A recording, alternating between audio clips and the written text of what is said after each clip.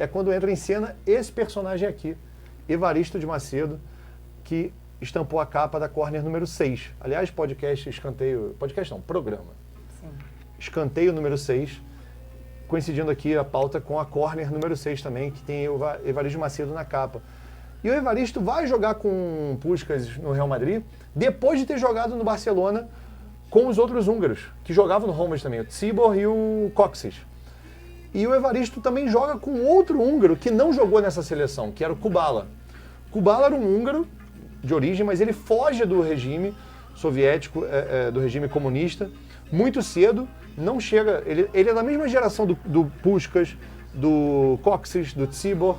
O Kubala era mais um dessa mesma geração, mas ele não joga nesse time fantástico da Hungria. Se tivesse jogado, fatalmente a Hungria teria sido campeã em 54. Mas o Evaristo, o que é legal é isso, que ele jogou com esses caras. Ele é o único cara vivo. Você vê, o Puskás faleceu já tem 15 anos, né? E todos os outros faleceram já. E o Evaristo é o único cara que lembra. E quando ele pergunta o Puskás para ele fala, cara, tinha uma canhota, ele era canhoto, Puskás, ele diz que da onde ele chutasse, ele acertava o gol, que era impressionante a qualidade do Puskás no arremate, né? E essa entrevista foi bem longa, que a gente fez em 2018, né? O Evaristo é o cara que é uma história ambulante, né? Ele tá aí prestes a completar 90 anos, é um cara que jogou primeiro com esses húngaros que eu citei, Kubala, que não era dessa seleção, mas depois Cibor e Kocsis, e depois ele vai para o Real Madrid, onde ele joga com o Di Stéfano, que era esse cracaço todo que a gente falava, e também com Puskás. Então, assim, é um baita privilégio. E detalhe, o Evaristo não era um coadjuvante, né? Era um cara que foi para disputar ali um pouco do protagonismo com esses caras. Ele era o principal atacante do Barcelona. Quando ele vai para o Real Madrid, já para jogar na posição mais atrasada, ele mesmo diz que estava com o joelho machucado. Ele começa a jogar de armador, né, para lançar os atacantes, e não aquele cara que realmente arrematava gol ali, ele era um camisa 9, né, vamos chamar assim, o Evaristo. O Evaristo é interessante por isso, porque, primeiro, ele é o cara que abre espaço para o Pelé ir para a Copa de 58. Falar em Pelé, o Puskás fala que o Di Stéfano é o jogador dele preferido e que o Pelé, ele nem fala porque já está em outro patamar, assim, é outra pessoa. Há uma reverência muito grande, né? O Pelé, dessa geração inteira, o Pelé foi considerado melhor que eles, melhor que Di Stéfano, melhor que Puskás. O Evaristo, o meu avô, eu sempre vou citar meu avô aqui, inclusive o nome Corner tem muito a ver com meu avô.